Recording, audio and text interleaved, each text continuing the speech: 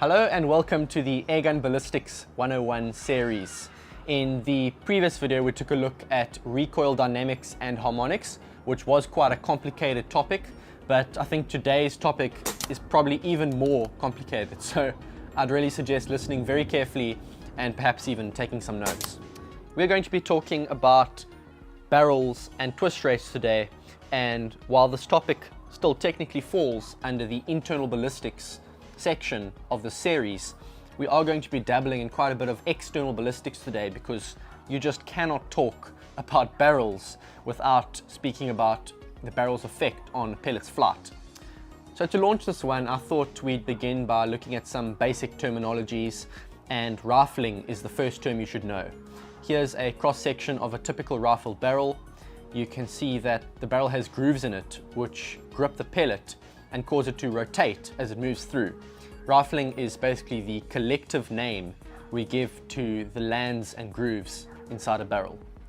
Now, barrels are designed with different twist rates, and we determine the twist rate by looking at what length of barrel we need to rotate a pellet 360 degrees. So for example, if it takes 12 inches for a pellet to go all the way around and get back to the same position it started at, then we say that the barrel has a 1 in 12 twist rate. And the last two things we're going to look at is the choke, which is a section of the barrel right towards the muzzle end, which is slightly tighter than the rest, and the crown, which is the very end of the barrel. These parts are extremely important because they are the last points of contact that a pellet will have with the barrel, and as a result they need to be absolutely flawless.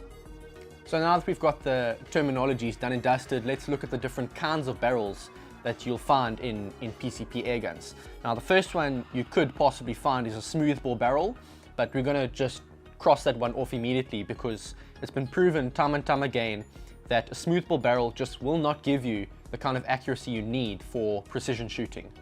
The second type of barrel we're going to look at is the traditional rifle barrel, and this basically has lands and grooves running all the way from the breech end of the barrel where the pellet is inserted all the way to the muzzle of the barrel, and this is definitely the most popular kind of barrel. There are many companies that make them: Lothar, Walther, CZ, BSA, Varrock, just to name a few. And the last one we're going to look at is the smooth twist barrel made by FX. And I suppose you could call this a sort of hybrid, because the majority of the barrel is actually smooth bore, but then right towards the end there's a machine that's actually gripped the barrel and twisted it from the outside, and this slight twist gives the pellet a little bit of rotation as it leaves the barrel. So why is spin stabilization important? Well, this is an extremely interesting question, because technically a pellet should not require much of a spin to actually keep it flying straight. There's a huge difference between the design of a bullet and a pellet.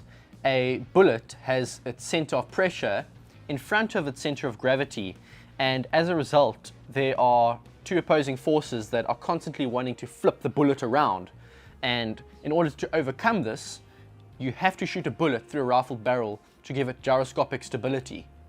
Diablo pellets, on the other hand, which are the pellets that most people shoot with, were actually designed for smoothbore airguns more than 100 years ago, and as a result they are designed to be drag stabilized. In other words, their center of pressure is actually behind their center of gravity. These forces aren't trying to flip the pellet around. In fact, they're actually working together to keep the pellet flying straight. You've got to picture a Diablo pellet like a dart or an arrow. The nose is constantly wanting to face in the direction that the projectile is flying. If you throw an arrow backwards, or if you throw it sideways, it's going to end up going straight all by itself, and a Diablo pellet works exactly the same as that. So if pellets are drag stabilized, then why does a smoothbore barrel not work in an airgun? Well, the problem actually occurs as the pellet leaves the muzzle of the barrel. There's a powerful blast of air behind it, and the skirt of the pellet actually acts like a cup or a parachute. It catches that blast of air, and for a split second that air behind it wants to kind of flip it around. This causes the pellet to fly askew just for a slight moment, and as it gets further from the barrel it does eventually right itself, but by that time it's already kind of been pushed off course and it's too late. It's lost its accuracy. So what rifling does is it gives that pellet spin stabilization so that it is able to overcome that force from behind that wants to throw it off. It keeps itself straight. So we've answered the question of why spin stabilization is important, but now we're faced with perhaps an even more important question, and that is, why not just have a really fast twist rate in all barrels? You know, what are the drawbacks to that? And if there are drawbacks, what is the optimum twist rate? Now, I can promise you that about 99% of barrel manufacturers haven't done their maths. They've just gone with the traditional, 1 in 16, 1 in 18 twist rate that's been the same for about 100 years. And they haven't done their own research. And it frustrates me because this is incredibly important. There are major drawbacks to having your twist rate too high, and I would like to run through those right now so that I can educate you guys.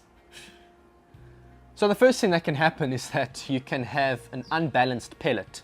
This can be because of an air pocket in the lead or perhaps a slight dent in the skirt, but either way, the pellet's weight is not evenly distributed around its axis. When that pellet starts spinning really fast, it starts to wobble and it spirals out of control, and this is where your flyers come from. The second thing that can happen is that the pellet becomes overstabilized and it loses its tractability. Now we're going to talk about the tractability of a projectile more in another episode, but basically the tractability is a projectile's ability to keep its nose following the exact flight path in all times during its flight. This is especially important when shooting long range with an airgun because the trajectory can be quite loopy. A pellet out of a smoothbore rifle won't have any problem with tractability, but if the twist rate is too high, the pellet becomes so stable that the nose refuses to follow the trajectory of the shot like it should. So out at 100 yards, for example, that pellet isn't actually flying in the same direction that you fired it. When you took the shot, your barrel was facing a certain direction or a certain angle, but as that pellet moved along its flight path, it started dropping down. And what would happen if your pellet's on its way down, but the nose is still facing upwards? That's a problem because the pellet isn't flying with its nose in the front, it's flying at a slight angle, and this causes all kinds of issues. Firstly, it's going to have a lot more drag, so it's going to lose velocity and energy quickly. And secondly, it's going to experience something called the Magnus effect. The Magnus effect is what allows tennis players to put topspin on a ball. By spinning the ball, they are creating more drag on one side, and this pushes a ball in a certain direction. The same rule applies to pellets that are spinning. Ever wondered why a crosswind can cause a point of impact shift upwards or downwards? That, my friends, is the Magnus effect in action, and naturally, the faster a pellet is spinning, the more it's going to drift. The Magnus effect is especially problematic when your pellet loses its tractability. So if your twist rate is too high and you're shooting at really long ranges, you are more than likely to see that pellet drift off to either side of where you're actually aiming. Your group might still be good, but the group isn't going to be in the location that you expect it to be, and this can get extremely frustrating. So if your rifle is perfectly zeroed at 50 yards, but your point of impact is a few centimeters left or right at 100 yards, your barrel's twist rate could be too high. It's a good test to do. Just make sure there's no wind. And this is where I want to bring the smooth twist barrel in, because Frederick Axelson of FX was actually smart enough to think of these things when he designed these barrels. While most companies, even good companies like Lothar Walther that make great barrels are sticking with sort of generic twist rate, FX has done their maths and they've designed their barrels with twist rates that are specific to the caliber and the velocity that the gun's going to be shooting at. And for that reason, you'll see the smooth twist barrels performing really well out at long range. Those pellets keep their tractability, they don't lose their stability because of the twist being too fast. The balance is right.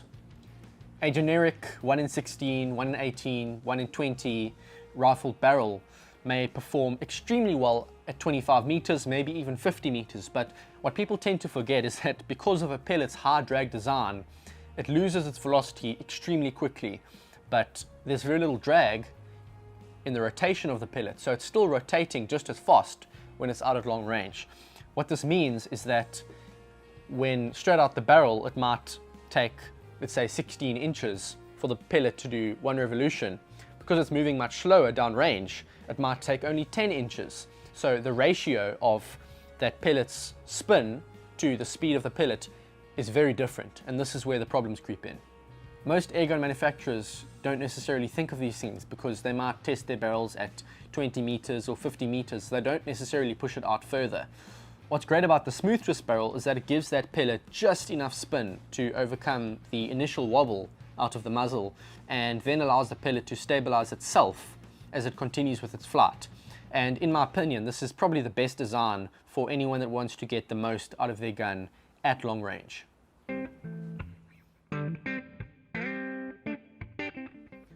A barrel's job is not just to stabilize a pellet, but also to create space in which the pellet can accelerate. Now, a pellet will accelerate slower out of a low pressure rifle, and that means that if you want the pellet to get up to a certain speed, you may require a longer barrel length. Rifles that operate at higher working pressures, like my Daystate Wolverine for example, which works between 220 and 180 bar, can get away with having shorter barrels because you don't need as much space for the pellet to accelerate to its full speed. This is my Daystate Wolverine barrel over here, and you can see it's a fair bit shorter than my barrel from the FX Impact.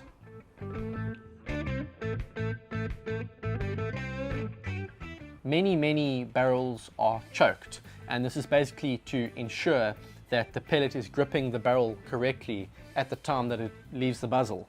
And problems can arise if the choke is either too tight or too rough, because it can start pulling pieces of lead off the pellet and fouling up the inside of the barrel, and you'll just lose accuracy.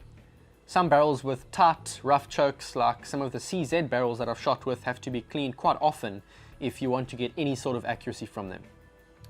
The crown of the barrel is also incredibly important, because if it isn't milled well, it can cause the pellet to leave the barrel improperly. Basically, the crown has to be 100% square with the barrel, because if it isn't, then as the pellet leaves the barrel, air will escape from one side of the skirt before the other side, and even this nanosecond of inconsistency will cause the pellet to be thrown a little bit off its axis. Most barrel manufacturers taper their crowns at an angle to prevent this from happening, but despite this, there are some barrels that need work done on their crowns because the quality just wasn't there and the barrel wasn't performing like it should. Yo, that was complicated, and that is where we're going to bring this one to a close. If you had trouble following at any point, just reload the video, watch it again, make some notes, let it sink in, and hopefully it will help you to gain some understanding of the subject. Next week we're going to be looking at something that is way simpler than this. We're going to be taking a look at caliber selection, and hopefully that one will be a little bit of a break in terms of how complicated it is and how easy it is to follow. So hope you enjoyed this one. Thanks for watching, and I'll see you next time.